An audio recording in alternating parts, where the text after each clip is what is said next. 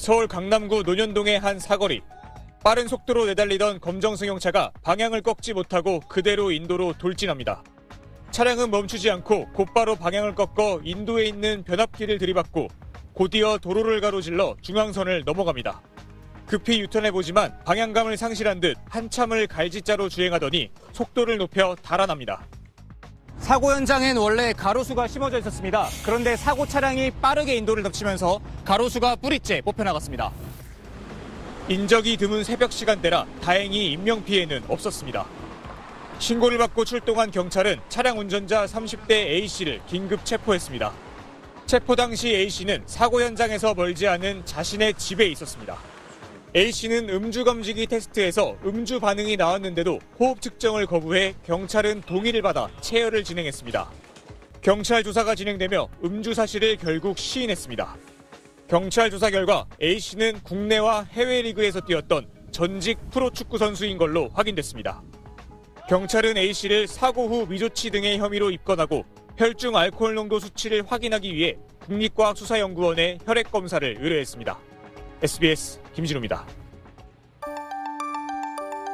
음주 뺑소니 혐의로 무리를 빚은 트로트 가수 김호중 씨 사건이 알려진 이후 음주 교통사고 의심 상황에서 현장을 이탈하는 사례가 잇따라 발생하고 있습니다.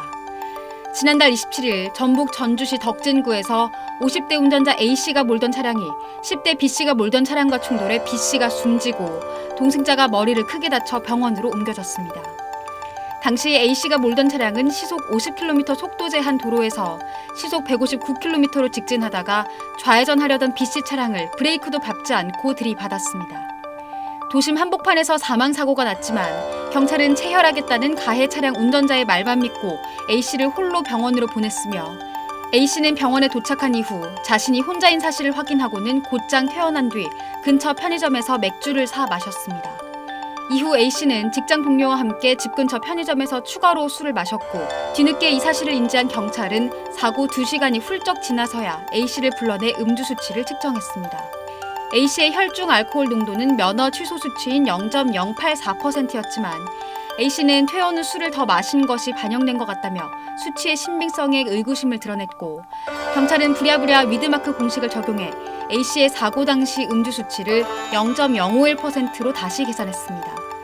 검찰은 A씨가 사고 이후 수시간이 지나서야 음주 측정을 했으며 시간 간격을 두고 여러 차례 술을 마셨기 때문에 경찰의 역추산 방식만으로 유죄 입증이 어렵다고 봤습니다.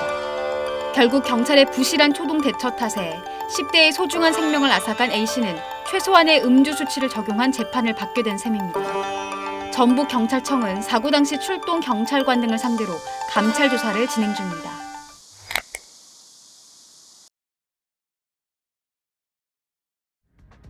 경남경찰은 여름 휴가철을 맞아 다음 달까지 특별 음주 단속을 실시하고 있습니다. 특별 음주 단속 예고도 공개했습니다. 그런데 지난 6일 새벽 단속에서 경남경찰청 소속 A경장이 적발됐습니다. 김해에서 술을 마신 A경장은 귀가하며 직접 운전한 것으로 드러났습니다. 만취 상태로 이곳에서 운전을 하던 A씨는 이곳에서 여름철 특별 음주 단속 중인 경찰을 발견하고는 차를 버린 채 그대로 달아나다가 결국 붙잡혔습니다. A 경장의 혈중 알코올 농도는 면허 취소 수준이었습니다.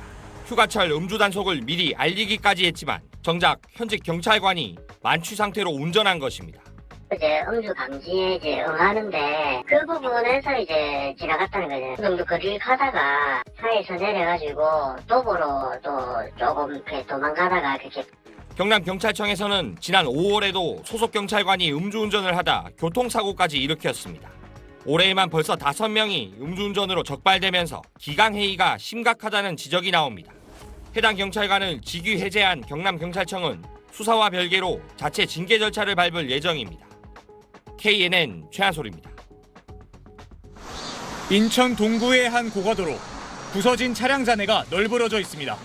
그젯밤 9시 20분쯤 검정 승용차 한 대가 고가도로 3m 아래 수풀로 추락했습니다. 40대 남성 운전자는 사고 직후 차를 버리고 달아났다가 1시간 반 만에 300m 떨어진 곳에서 경찰에 붙잡혔습니다. 검거 당시 운전자의 혈중 알코올 농도는 면허 취소 수준이었습니다. 지난주 서울 강남에선 전직 축구선수가 음주 사고를 내고 집으로 도주했다가 경찰에 붙잡혔습니다.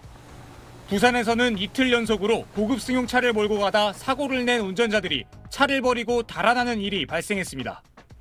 그제 사고를 냈던 운전자는 만취 상태로 경찰에 붙잡혔지만 지난 13일에 달아난 운전자는 여전히 경찰이 추적 중입니다. 가수 김호중 씨 음주 뺑소니 사건 이후 비슷한 사례가 잇따르면서 모방범죄가 아니냐는 우려도 커지고 있습니다. 김 씨는 사고 당시 도주에 음주 측정이 불가능했고 음주운전 혐의는 결국 검찰 기소 단계에서 빠졌습니다.